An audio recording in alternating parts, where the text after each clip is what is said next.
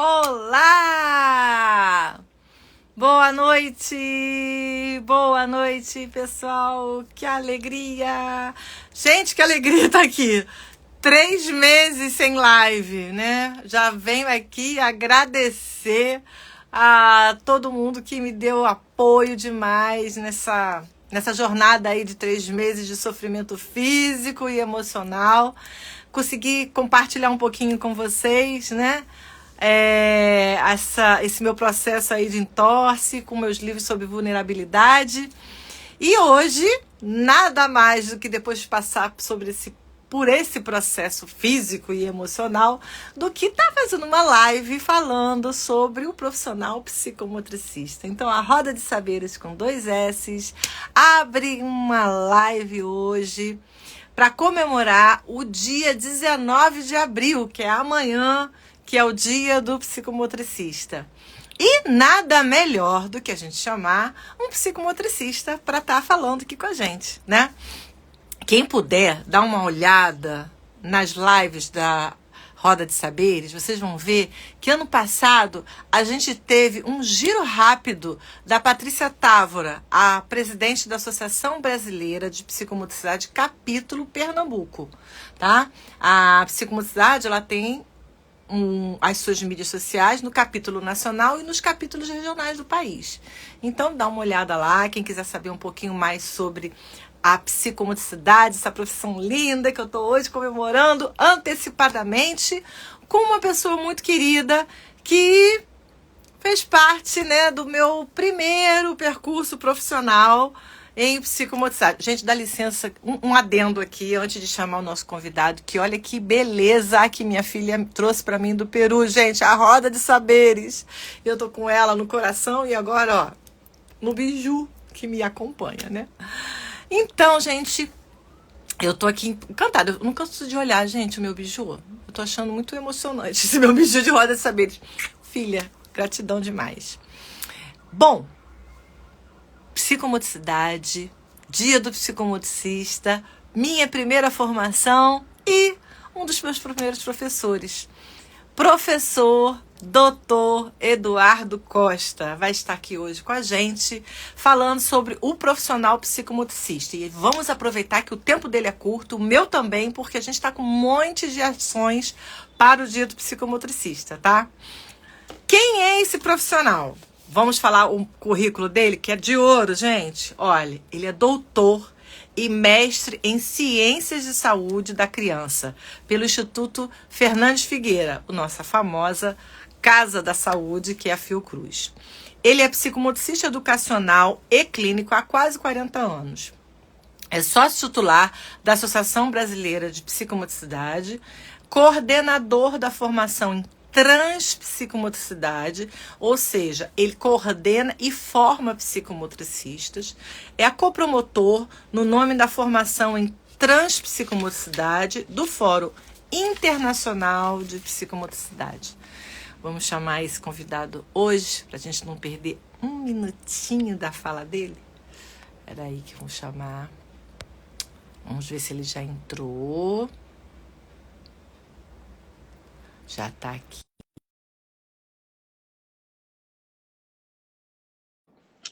Entra, professor, doutor Eduardo. Gente, tem tantos anos que eu não vejo Eduardo. Eu estou emocionada. Opa! Vamos dar o giro do saber, para poder girar a câmera. Tem um botãozinho aí, uma seta para lá, uma seta para cá, assim, aí você clica nele e ele gira. Coisas de ao vivo, né, gente? Eduardo, você está aí? Sim, querida, nunca acontece isso comigo, mas hoje está acontecendo. Mas é sempre a primeira vez, a gente não esquece. Isso. Eu não tô. Ah, pronto! Ele é Ele não é um holograma, ele é real. Eu não tô conseguindo te ver, tá tudo preto para mim. Olha, será que meu celular tá com um problema? Porque eu consigo gravar, mas a minha última live aconteceu isso. Ah. Então, será que você vai conseguir fazer no preto e branco? Eu vou ter que levar meu telefone para consertar, porque pelo jeito o problema é meu. Não, eu tô vendo você, eu não tô vendo você. Eu só estou me vendo. Você, eu vejo um quadrado preto, Mas, onde Milton, você deveria estar. ai, meu Deus, Algo mas me está ouve. ocorrendo. Vamos, Bom, se- vamos seguir com ela assim, porque aqui eu te vejo e vai ficar salva a nossa imagem. tá Vamos certo. fazendo um trabalho psicomotor sensorial maravilhoso, olha só. Eduardo, é uma alegria muito grande ter você aqui. Né? Você foi meu professor da minha primeira formação em 1998, né? Com uma grande mestra, minha professora Marta Lovisarro. Lá, através dela, eu pude lhe conhecer na Universidade Estadual do Rio de Janeiro. E, gente, eu fui assim, a semente, né? A formação, eu lembro que era educação e reeducação psicomotora, né? E ali eu tive a oportunidade de levantar mais questões teóricas, né, que eu já tinha visto na minha graduação de fonoaudiologia, e ter muita vivência corporal.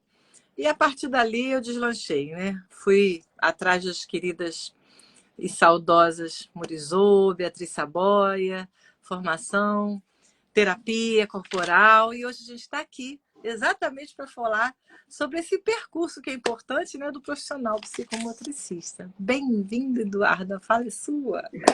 Querida, é um prazer enorme estar aqui com você.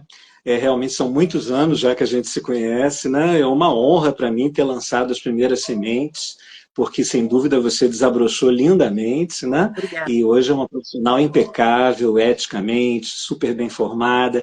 Acho que chegamos a ser colegas nas bases psicomotoras com a Bia, não me lembro. Não, acho que então, também já vivemos vários papéis, né? E hoje somos colegas, né? Que bom, eu fico muito feliz de estar aqui com você. Esse trabalho da Roda de Saberes é um trabalho que eu acompanho e realmente é um trabalho muito interessante, muito potente, e eu quero te parabenizar, e te parabenizar especialmente pela retomada, né? Depois desse período aí conturbado, mas agora tudo novo, tudo novos horizontes, novas possibilidades. Como você falou, às vezes é importante, né, a gente se encontrar com algumas fragilidades, né, até para poder potencializar a nossa força e a nossa capacidade, né, de superação. Exatamente isso. Eu queria deixar registrado aqui para o pessoal que está chegando, agradecer tanta participação, isso é muito importante para a gente. Informar que essa live vai ficar salva, tanto lá na Roda de Saberes, quanto lá na Transpsicomotricidade, e vocês vão poder depois acessar esse material e compartilhar com quem você achar importante, né? Compartilhar desse saber. Mas um momento que a gente está vivendo muito grande na nossa psicomotricidade é a criação do Conselho Federal de Psicomotricidade no Brasil. É importante que todos saibam que a gente está nesse movimento muito grande. Os diversos capítulos das diversas associações que acontecem em todo o nosso país. E o objetivo dessa criação é a gente ter o reconhecimento, a inserção devida, né? Porque, principalmente na Agência Nacional de Saúde Suplementar, porque nós já temos um CBO, né? E a gente tem uma lei que respalda esse nosso exercício. E falando desse exercício, né? A psicomotricidade, o que é essa ciência da psicomotricidade? Eu queria que você falasse assim, brevemente para as pessoas que não são psicomotricistas, que estão passando por aqui para saber o que é psicomotricidade e quem é esse profissional. Bom, é sempre complexo, né, nós explicarmos a psicomotricidade, né, porque ela não tem ela tem uma definição clássica que a gente utiliza desde a década de 80, né, forjada pela Associação Brasileira. A psicomotricidade é uma ciência que estuda o homem através do seu corpo em movimento, nas relações com o seu mundo interno e externo. Mas para o leigo, né, para a pessoa que está de fora, às vezes não traduz, né, aquilo que realmente a gente busca na psicomotricidade. Então vou tentar destrinchar um pouquinho brevemente. O psicomotricista é um profissional da saúde mental, mesmo quando ele atua na educação, que trabalha a partir da corporeidade, a partir da crença, né, da certeza, a partir das pesquisas científicas, que o corpo é um emissor de discursos. Ele traz a história do sujeito à tona a partir da sua postura, da sua gestualidade, da sua forma de estar no mundo. E o psicomotricista é aquele profissional que se especializa, a partir de um mergulho pessoal, isso é muito importante que se diga, na leitura desses discursos, né? Então, ele é um decodificador da comunicação não verbal. Ele tem capacidade de se comunicar desde o bebê ao idoso, não importa se ele tenha já constituído uma linguagem verbal ou não, porque é na relação dos corpos, é no que nós chamamos de diálogo tônico-emocional, que o trabalho do psicomotricista tem mais potência e mais força. Então, é um profissional da saúde mental que se volta para o sujeito, mas não a partir da palavra, como tradicionalmente a psicologia o faz, né, na psicanálise, por exemplo, mas a partir dos discursos do seu corpo. Por isso é que, na definição, a gente fala que é o profissional que trabalha a partir do corpo em movimento nas suas relações com o mundo interno. Então, esse sujeito, ele se relaciona consigo mesmo e se relaciona com o mundo. E essas relações, elas ficam registradas no seu corpo, como um pergaminho, né? Então, o psicomotricista é o especialista que consegue decodificar esses discursos para acessar o sujeito, muitas vezes em sofrimento, e ajudá-lo, né? Nós temos alguns campos de atuação, a gente tem a profilaxia, a prevenção, né? A educação, a clínica, né? Que são... A reeducação também ainda persiste, né? Apesar da gente hoje acreditar mais na educação e na clínica, né? Mas são basicamente 4 campos de atuação, mas com muitas subdivisões, né? Porque nós temos essa possibilidade de comunicação do bebê ao idoso, então os trabalhos da psicomotricidade também abarcam todas essas faixas etárias, né? Nós temos trabalhos em creches, nós temos trabalhos em escolas, nós temos trabalhos em... como é que se chama hoje, ILPIs, né? Instituições de longa permanência, que são para os idosos, né? Nós temos um trabalho muito bonito junto às pessoas com deficiência. Então, é uma área muito abrangente, muito ampla, jovem, né? Ainda, mas muito potente, que vem sendo cada vez mais reconhecida. E no Brasil, já uma profissão regulamentada por lei. Isso é importante. Né? Regulamentada por lei, não é? E nós estamos cada vez sendo mais incitados, principalmente depois da pandemia, não é? Eu queria que você pudesse falar um pouquinho sobre essa psicologia, a psicomotricidade educacional e essa atuação na saúde mental, essa questão, as questões que acontecem muito, né, que são evocadas na educação, que é o autismo, né, a saúde mental e a questão de ter muitas mulheres também na educação. O psicomotricista está nessa nuvem dando essas orientações, né? Fala só um pouquinho da sua atuação, né?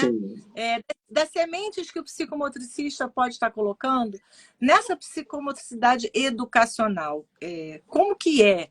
Para quem não entende, ele entra na escola, ele não entra na escola, ele faz fora, como que é isso? Né? Perfeito.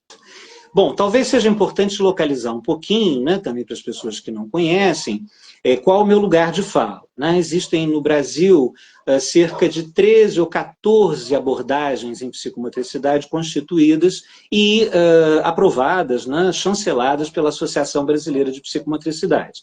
Eu represento há 24 anos a transpsicomotricidade, como você colocou logo no início, né, quando fez minha apresentação.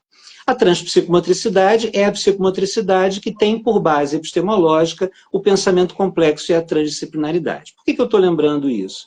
Porque você me cutucou em relação a gênero, que é um dos nossos temas que nós aprofundamos bastante dentro da formação, que é um tema, infelizmente, que ao longo das várias formações que eu fiz, tive o prazer e a honra de participar da formação com André Lapierre e seu grupo, Bernard Couturier, Anne Lapierre, Françoise Desobot, mas, apesar de ser extremamente grato a todos eles, por tudo que me ensinaram, as questões de gênero, por exemplo, não eram muito abordadas, né? Não eram muito aprofundadas. Então, na transpsicomotricidade, nós temos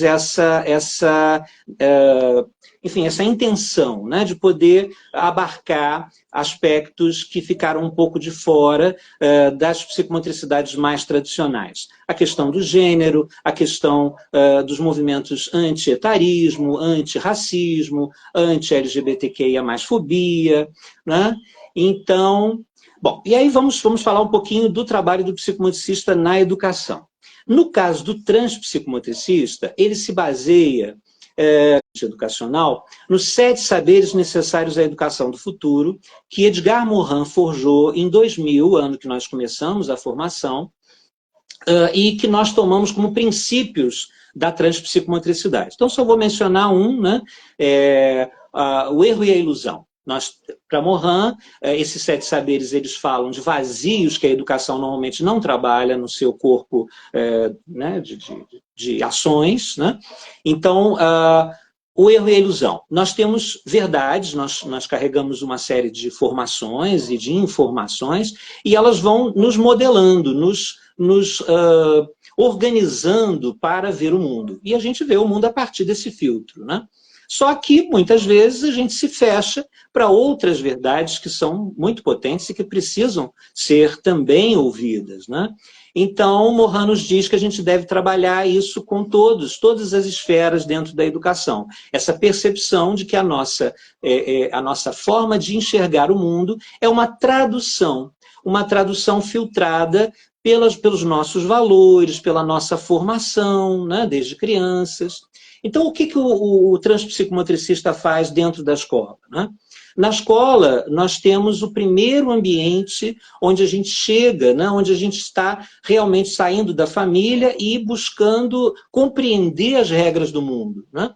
E a gente sabe, eu sempre brinco com as pessoas nas palestras que dou, assim, quem não sofreu na escola, né? Normalmente a escola é um lugar de sofrimento, é um lugar de prazer, é um lugar de grandes evoluções, mas também é um lugar de sofrimento, né? Sofrimento psíquico, porque as provações para você se inserir num grupo não são pequenas, né? As crianças, elas vivem grandes desafios. A gente tem a fantasia, né, de que a criança tem uma vida leve, sem problemas, mas o crescer é algo bastante complexo, né?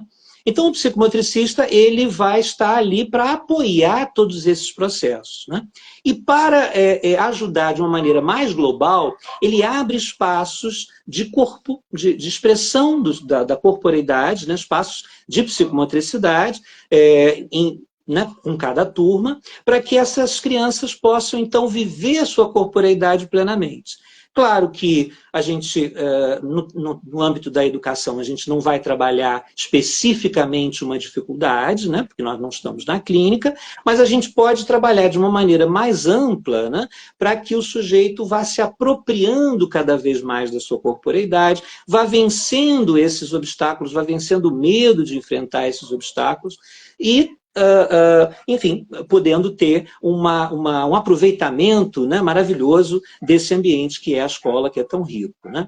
Então, o psicomotricista atua diretamente com as crianças e adolescentes que estão ali presentes. No caso da transpsicomotricidade, nós sempre trabalhamos com as equipes, porque a gente acredita que libertar do corpo da criança sem afetar os profissionais, né, não vai trazer grandes resultados, né? E nós trabalhamos também os pais e a coletividade no entorno da escola, né, da instituição que a gente está trabalhando. Para quê? Para que exatamente a gente tenha uma verdadeira inclusão. Porque, de fato, quando a gente fala de inclusão, muitas vezes a gente se refere apenas à pessoa com deficiência, né, apenas à pessoa com uma doença mental, mas não se refere a todos nós, né? Todos nós precisamos ser aceitos, né?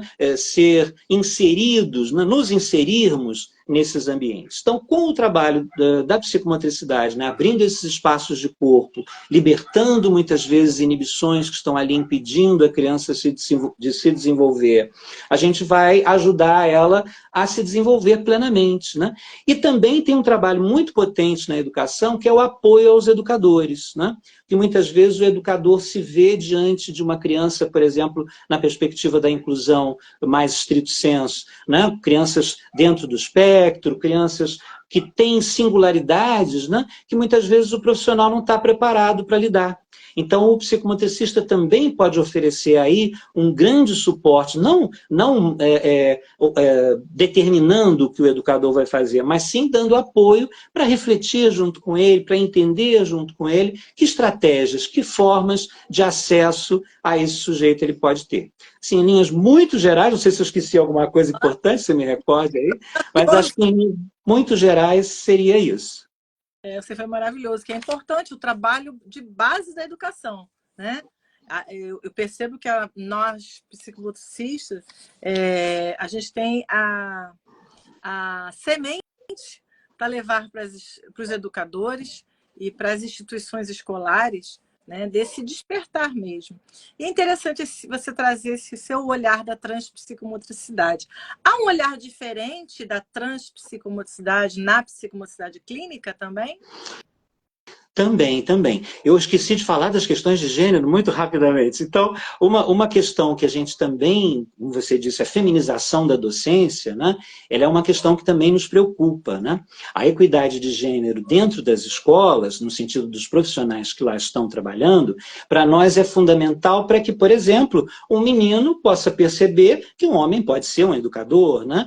Que pode estar num trabalho da educação, porque, infelizmente, a gente tem uma série de preconceitos e uma série de determinações dentro do patriarcado, né, que colocam o homem como provedor e muitas vezes o afasta, né, de profissões que, vamos dizer assim, não são tão bem remuneradas ou que a princípio não oferecem uma remuneração tão ampla, né, como infelizmente a educação, que deveria ser o oposto, né. Então a gente acredita muito e a gente percebe que a presença masculina dentro da escola, e aí um psicomotricista homem é sempre algo um diferencial muito interessante, né? Não desqualificando o trabalho maravilhoso que vocês fazem, mas no sentido de poder oferecer às crianças, né, uma possibilidade de interação com esse corpo masculino, né, que é bastante diversa da interação com o corpo feminino. Bom, fala. Nesse momento que a gente está de equidade, né, do sexo, da raça, nada melhor do que a gente ter essa inclusão mesmo. E Exato. Semear esse psicomotricista homem. Muito bom, muito bem colocado. Conta para mim da psicomotricidade clínica pelo teu olhar do transpsicomotor. Sim, a transpsicomotricidade é bastante ousada na perspectiva clínica, porque as bases epistemológicas são o pensamento complexo e a transdisciplinaridade, né? A gente está muito habituado com a multidisciplinaridade e com a interdisciplinaridade, né? Então, a gente, na multidisciplinaridade, tem a possibilidade de vários profissionais atuarem de forma individualizada. Na interdisciplinaridade, esses profissionais eles começam a se comunicar, né, trocar entre si para que o trabalho fique mais integrado. E na transdisciplinaridade, é o sujeito que é o eixo e o centro de todas as intervenções.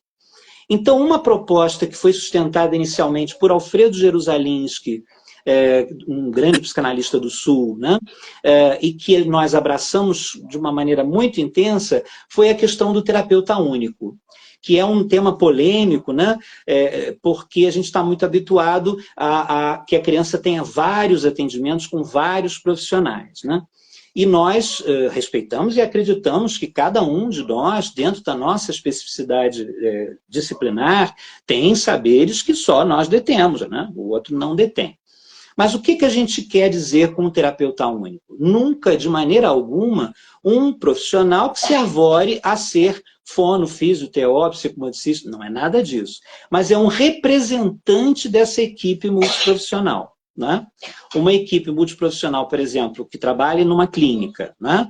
ela pode perfeitamente fazer um trabalho de avaliação, que é o que nós propomos, né? Onde a criança seja levada a uma sala, né? Pode ser a sala de psicomotricidade, que é a sala onde tem muitas possibilidades de ação, né? Ela seja observada na relação com a própria família, né? A partir disso, recolhendo todos os outros dados, a anamnese, todas as avaliações que vão estar sendo feitas, os profissionais que já passaram pela criança, nós vamos nos reunir todos e vamos estabelecer um norte para aquele atendimento, mas vamos eleger um terapeuta para atuar junto à família e à criança. Então, na transpsicomotricidade, a gente tem essa perspectiva transdisciplinar, né? E aí o profissional vai ter interconsultas com outros profissionais que a criança necessite. Então, por exemplo, se eu estou trabalhando um encefalopata, né? O que antigamente as pessoas chamavam de PC, né? Então, a criança com uma encefalopatia, muitas vezes ela tem reflexos, né, que aprisionam o corpo dela. E é preciso organizar o seu corpo até para começar a fazer qualquer trabalho. Então, numa interconsulta com o fisioterapeuta, o psicomotricista vai, então, aprender a esse manejo de alinhamento postural, né, para que ele possa se relacionar com essa criança, para que ele possa usar as ferramentas psicomotoras para estar desenvolvendo essa criança. Se há alguma questão fonoaudiológica, a mesma coisa. Se há alguma questão da terapia ocupacional e assim por diante, né? Então, é uma perspectiva ousada, que dentro da transpsicomotricidade a gente procura capacitar bastante o profissional para que ele tenha essa certeza, né, de que o trabalho é muito potente quando a gente consegue vincular de uma maneira profunda, né, com a família e com a criança, e, obviamente, que ele não se perca narcisicamente de ficar solitário no atendimento. De jeito algum, essa é a proposta. A proposta é que esse profissional seja apenas um porta-voz. Por que que a gente acredita nisso? Porque o que a gente muitas vezes assiste, isso é uma sustentação que o Jerusalinski traz desde a questão do bebê, né? É uma dispossessão. Por exemplo, quando um bebê muito pequenininho, com múltipla deficiência, por exemplo, começa a fazer um trabalho dentro da reabilitação, a fono sabe mais que os pais, o físio sabe mais que os pais, o psicomotricista sabe mais que os pais. Então vai havendo uma dispossessão do lugar parental, né, que é muito ruim, muito prejudicial para a criança, né?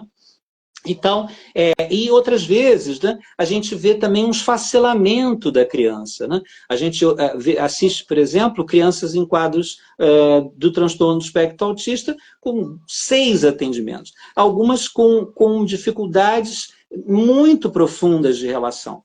Não seria mais interessante, nós assim acreditamos, né, que um profissional pudesse criar um vínculo profundo com ela e, a partir da interconsulta, atuar naquilo que ela necessita, né? A intersubjetividade não estaria aí sendo preservada e priorizada? É nisso que a gente acredita. Então, na clínica, a gente é um pouco mais ousado ainda que na educação e muito sustentado pela psicanálise, né? Pelo pensamento complexo, pela transdisciplinaridade, né? Mas é algum trabalho que há 24 anos a gente realiza e tanto dando supervisão quanto atuando especificamente, ou os nossos egressos, né? E as histórias que a gente tem são muito potentes, né? De muita ajuda, né?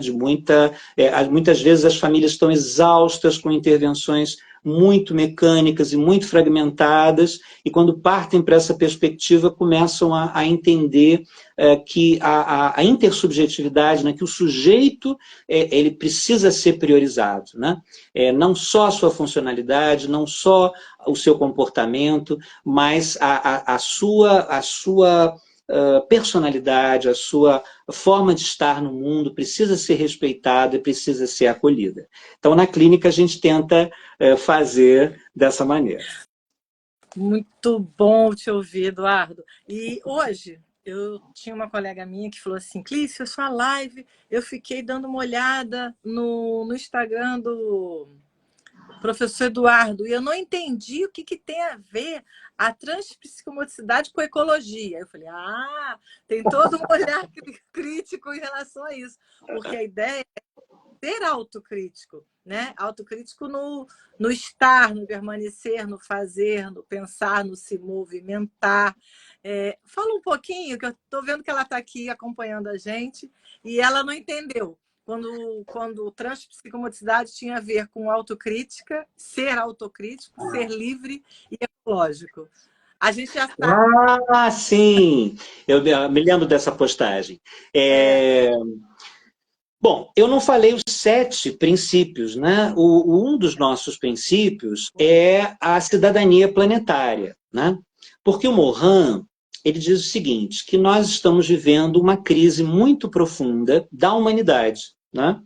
E essa crise, ela advém, e afetando a vida de todos nós, né? Ela advém do descuido que nós temos com o nosso ambiente, né?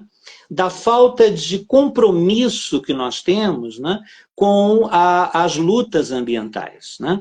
Ele diz que isso é mais um vazio que está na educação. Então, a transpsicomotricidade, como eu coloquei, ela abraça essas causas que estão normalmente colocadas à parte, tanto da psicomotricidade como algumas linhas da própria psicologia, enfim, que é esse olhar macro, né?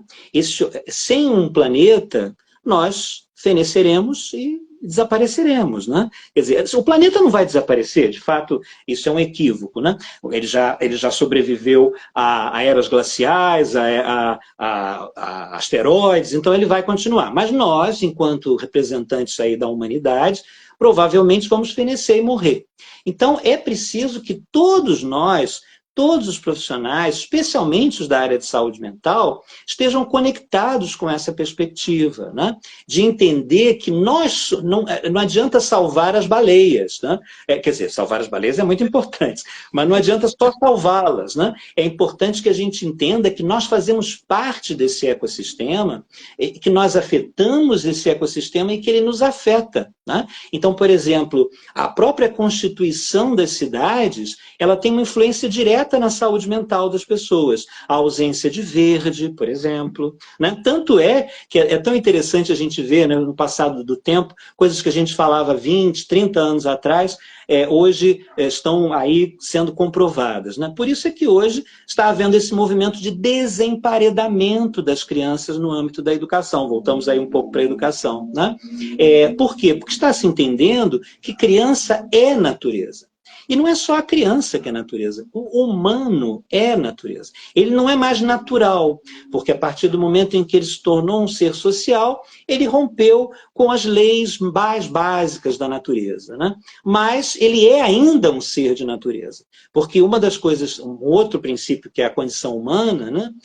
Que Morin nos ensina, que a gente também abraçou, ele diz que nós somos sapiens demens, que nós nunca deixaremos de ser animais, né?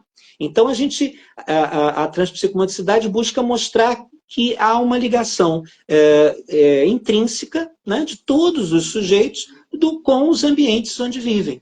E que é preciso a gente entender que a guerra lá longe, ou um acidente ecológico lá em outro país, lá em outro continente, tem a ver com a nossa vida aqui no Brasil, no meu caso aqui no Rio, no seu aí em Recife. Quer dizer, não adianta apenas ser um cidadão carioca, um cidadão brasileiro, é preciso ser um cidadão planetário, entender que as suas ações no mundo interferem lá em todo o planeta, né, guardadas as devidas proporções, e que as questões do planeta te afetam.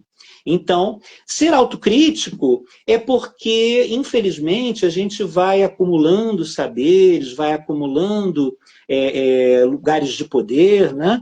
E muitas vezes a gente se esquece de fazer essa autocrítica. Morin coloca muito isso, né? Do enrijecimento do pensamento, especialmente dos intelectuais, infelizmente, né? Que muitas vezes se fecham de uma maneira tão rígida dentro dos seus princípios que acabam por não... eu não estou conseguindo ler aqui as mensagens, mas que acabam por não conseguir mais compreender esse mundo, né? Porque as coisas vão evoluindo, vão mudando, né? Você vê o que aconteceu com a psicanálise francesa, uma grande parte da psicanálise francesa retaliando e alijando as pessoas trans, né? Não aceitando a existência das pessoas trans como uma exigência legítima, né? Então a autocrítica é fundamental, né? Para que a gente possa lidar com a ecologia melhor, lidar com as nossas ações melhor. Qual é o outro termo também? Era ecologia, autocrítica? Autocrítica e ecologia, basicamente o que ela colocou. O Ed Vasconcelos fez uma pergunta que eu estou conseguindo entender, mas eu vou ler como está aqui. O professor Eduardo, clínica é orientar mestres? Qual o percentual de atuação nos segmentos? Eu não entendi muito bem se... Entre a clínica e a educação, né? Olha, isso é um tema muito interessante, assim, porque os psicomotricistas, muitas vezes nas pós-graduações, né, eles querem virar clínicos logo. Isso é uma experiência muito recorrente, né, das pessoas. Mas como é que eu faço? Abrir meu consultório para atender? Isso é interessante, mas eu sempre aconselho que o psicomotricista que está construindo o seu trabalho, ele passe um período no trabalho dentro das instituições educacionais, né, para entender o desenvolvimento de uma maneira mais plena, para enfrentar dificuldades que não vão exigir dele ainda uma articulação direta com as famílias e direta com outros terapeutas. Então, durante muito tempo, o percentual de atuação dos psicomotricistas no Brasil era muito maior na educação. De uns tempos para cá, a gente vem assistindo a uma multiplicação maior na clínica psicomotora, né? Mais clínicos estão se apresentando. Lamentavelmente, aí isso é uma questão que a gente não pode deixar de falar, alguns sem a menor condição de serem clínicos. Infelizmente, né? Mas alguns outros muito competentes e ampliando a nossa atuação. Então, hoje a gente tem mais ou menos um equilíbrio, né, dessas duas vertentes, da vertente educacional e da vertente clínica. Não sei se era isso que ele queria saber. A gente já está aqui 6h30, eu sei que você está cheio de compromisso também pelo dia de amanhã, pelo nosso dia, né? Sim. A Psígio Barbosa colocou aqui, parabéns, Clícia, por trazer Eduardo e todos os seus saberes. Pois é, esses saberes maravilhosos, Eduardo, eu acho que vai ser assim, uma gotinha só essa live de hoje. A gente vai ter que chamar outros dias para a gente poder se aprofundar um pouquinho mais, tanto da educação, quanto da clínica, quanto da transpsicomotricidade, né? E dos saberes de Edgar Morin, que vale a pena a gente falar sobre cada um deles, né? Mas a pergunta que não quer calar, é que eu tenho visto que o senhor está rodando aí pelo Nordeste, né? E aí eu quero saber por que você veio para Recife. Sim, falemos então um pouquinho disso.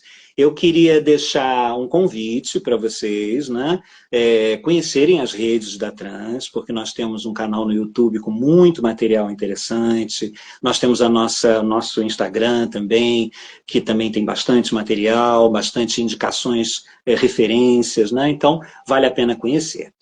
Eu desde da regulamentação da profissão, quando ficou definido, né, que a partir de 2023 só a graduação formaria psicomotricistas, né?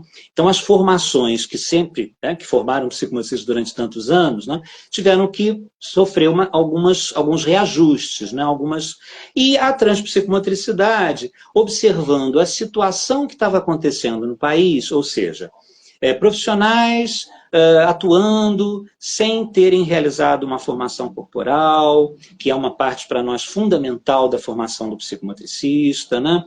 Outros, enfim, que não tiveram um estágio, enfim. E nós, então, decidimos oferecer essa parte fundamental da formação do psicomotricista, que é a formação corporal pessoal, a parte da formação como um todo, né? E começamos em Fortaleza, né?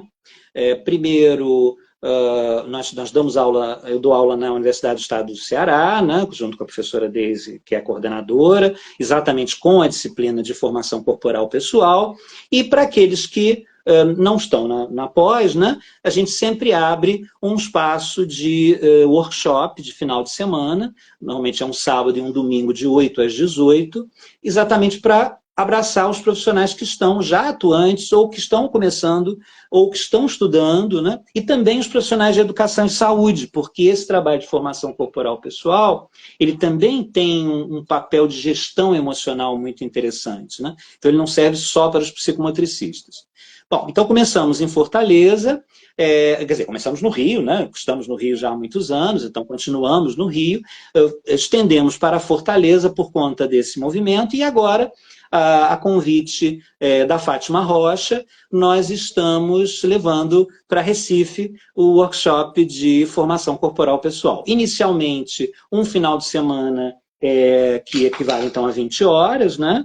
Que vai ser no dia 13 e 14 de julho, mas a gente tem a proposta de fazer um outro formato, como a gente está fazendo aqui no Rio, que são 4 encontros anuais. Então a gente vai fazer esse agora e depois a gente vai propor mais 3. Aqui no Rio nós ainda estamos com vagas, pouquíssimas vagas, para o trabalho exatamente de 3 meses, maio, agosto e novembro. E em Fortaleza vai ser no dia 29 e 30 de junho, e nós também estamos ainda com inscrições abertas. Então vai ser um prazer enorme, se vocês quiserem, desejarem estar conosco, né? Os contatos estão no nosso Instagram, tem um linkzinho, né, na bio, com todos os nossos contatos, com também os formulários sobre cada um desses movimentos. A gente tenta, uma coisa que pode ser significativa, né, é que a gente tenta que os valores, né, que são cobrados para realizar esses trabalhos sejam os mais acessíveis possíveis, porque nós acreditamos realmente que esse trabalho, ele é o trabalho que qualifica o profissional em psicomotricidade, né? O profissional de psicomotricidade pode ter uma enorme bagagem teórica, mas se ele não conhece a sua própria corporeidade, nós não acreditamos que ele consiga estabelecer o viés principal do nosso trabalho, que é um diálogo tônico-emocional de qualidade, né? Então as pessoas às vezes confundem, mas é estágio, eu fiz estágio. Não, não é estágio. É um mergulho na sua própria psicomotricidade, na sua própria corporeidade, para que quando você se defronte com alguma questão enfim, do outro, né, da criança, do adolescente, do adulto ou do idoso, você não se misture com essa questão, você não projete as suas necessidades nesse outro, né? Porque não existe coisa pior que a gente possa fazer como terapeuta que é repetir a história do sujeito, que é usar o sujeito como complemento da nossa falta, né? Em vez de estarmos à disposição para que ele possa se reconstituir ou se constituir, né? Dependendo da perspectiva que a gente esteja, né? Então, está sendo um prazer e uma alegria levar para Recife esse movimento, e a nossa intenção a Bahia está nos aguardando, a gente está organizando para que a gente possa estar em Salvador.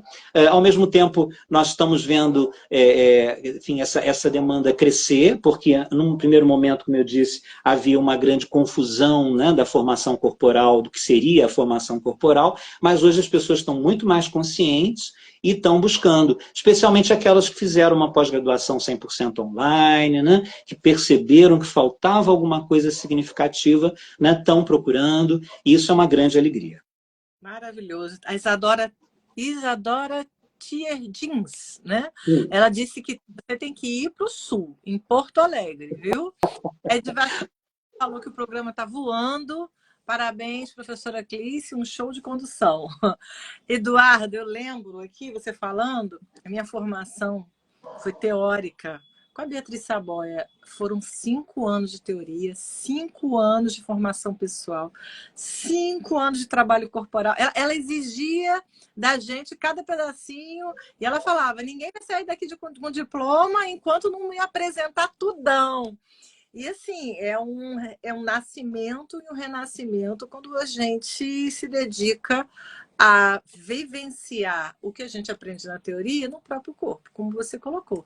Ser psicomotricista é conhecer também, né, as suas sombras, né, os seus escuros, as suas particularidades corporais, antes de tocar e vivenciar e cuidar do corpo do outro. Maravilhoso, maravilhoso ter você aqui.